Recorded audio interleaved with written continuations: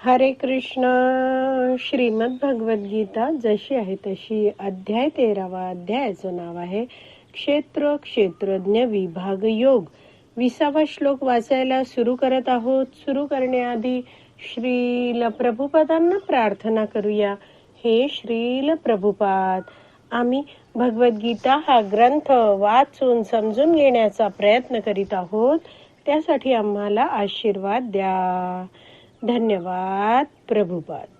श्लोक क्रमांक 20. प्रकृतिं पुरुषं चैव विद्धि अनादि उभौ अपि विकारांच गुणांचैव विद्धि प्रकृती संभवान. भाषांतर. भौतिक प्रकृती आणि जीव हे दोन्ही अनादि असल्याचे जाण. त्यांचे विकार आणि त्रिगुण हे भौतिक प्रकृतीपासून उत्पन्न होतात. तर शब्दशः अर्थ बघूया. प्रकृतिम पुरुषम चैव. प्रकृती म्हणजे भौतिक प्रकृती आणि पुरुषम म्हणजे जीव. हे निश्चितपणे विद्धी. भगवान श्रीकृष्ण अर्जुनाला म्हणत आहेत, विद्धी, तू हे जाणलं पाहिजेस. कशी आहेत ही भौतिक प्रकृती आणि जीव आहेत ते? अनादी. उभव, दोन्ही हे अनादी प्रारंभ रहित आहेत. दुसऱ्या ओळीत म्हटलं आहे विकारान. विकारान म्हणजे स्थित्यंतर. आणि गुणान म्हणजे त्रिगुण. तर विकारान आणि गुणान. तर हे जे त्यांचे विकार आहेत, म्हणजे हा जो जीव आहे हा शरीर प्राप्त करतो आणि त्यात काही स्थित्यंतर होतात, बदल होतात. आणि दुसरं काय म्हटलं आहे? त्रिगुण. गुणान म्हणजे जे भौतिक प्रकृतीचे जे 3 गुण आहेत ते भौतिक प्रकृतीपासून उत्पन्न होतात. प्रकृती संभवान. प्रकृती म्हणजे भौतिक प्रकृती आणि संभवान म्हणजे भौतिक प्रकृतीपासून संभवान उत्पन्न होतात.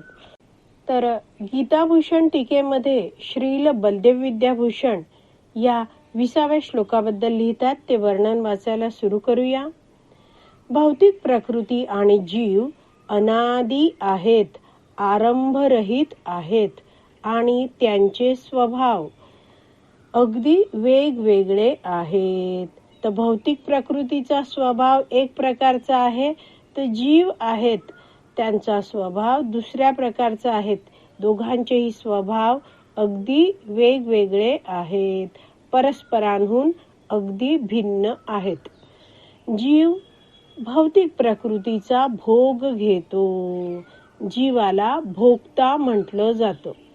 आणि ही भौतिक प्रकृती आहे ती भोग्य आहे, म्हणजे जीवाद्वारे या भौतिक प्रकृतीचा भोग घेतला जातो.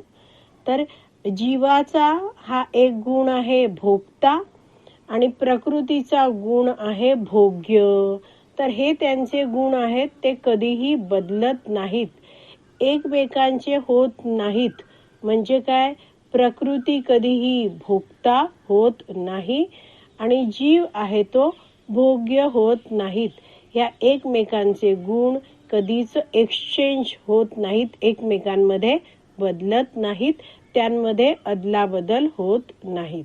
म्हणजे आपल्याला कळलं आहे की जीव आहे तो भौतिक प्रकृतीचा उपभोग घेतो.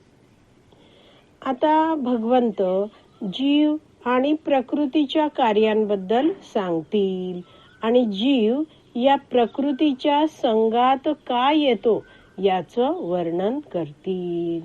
तर या 20व्या श्लोकापासून भगवान श्रीकृष्ण अर्जुनाला प्रकृती म्हणजे भौतिक प्रकृती आणि पुरुष म्हणजे जीव हे या दोन्ही विषयांबद्दल सांगायला सुरुवात करत आहेत. श्रील बलदेव विद्याभूषण पुढे लिहितात, पहिल्या ओळीतला शेवटचा शब्द आहे अपि. अपि म्हणजे हे दोघेही, हे दोन्ही. तर कोणाबद्दल चर्चा आहे? भौतिक प्रकृती आणि जीव. तर भगवंत म्हणत आहेत की जीव आणि भौतिक प्रकृती हे एकमेकांच्या संगात आहेत. ते दोघेही अनादी आहेत. ते शाश्वत आहेत, कारण दोन्ही माझ्या शक्ती आहेत. तर याविषयी भगवद्गीतेत भगवान श्रीकृष्णांनी 7व्या अध्यायात सांगितलं होतं. ते वाचूया 7.4 आणि 7.5 या श्लोकात. 7.4 मध्ये भगवंतांनी या भौतिक शक्तीबद्दल सांगितलं होतं. भूमिरापो नलो वायू खम मनो बुद्धिरेव च अहंकार इति यम्मे भिन्ना प्रकृतीर अष्टदा. पृथ्वी, पाणी, अग्नी, वायू, आकाश, मन, बुद्धी, अहंकार या 8 माझ्या भिन्न प्राकृतिक शक्ती आहेत. आणि पुढे भगवंत 7.5 या श्लोकात जीवाबद्दल सांगताना म्हणता आहेत. अपरे इयम इतस्तु अन्याम प्रकृतीम विद्धि मे पराम जीवभूताम महाबाहो यया इदम धार्यते जगत. हे महाबाहू अर्जुना, या व्यतिरिक्त माझी आणखीन एक श्रेष्ठ अशी पराप्रकृती आहे, जिच्यामध्ये जीवांचा समावेश होतो. हे जीव कनिष्ठ भौतिक प्रकृतीच्या साधनांचा उपभोग घेतात. तर अशा प्रकारे 7व्या अध्यायामध्ये भगवंतांनी ही भौतिक प्रकृती कशी त्यांची शक्ती आहे आणि जीव सुद्धा भगवंतांच्याच शक्ती आहेत याबद्दल माहिती दिलेली आहे.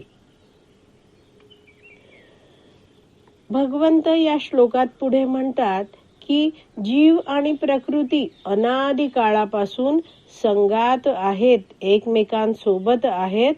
ते स्वरूपतः मात्र भिन्न आहेत. दोघांचा स्वभाव एकमेकांपासून अगदी वेगळा आहे.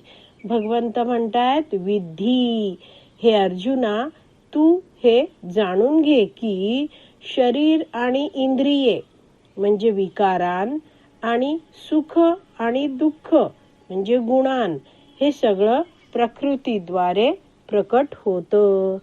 हे जीवाद्वारे प्रकट होत नाही.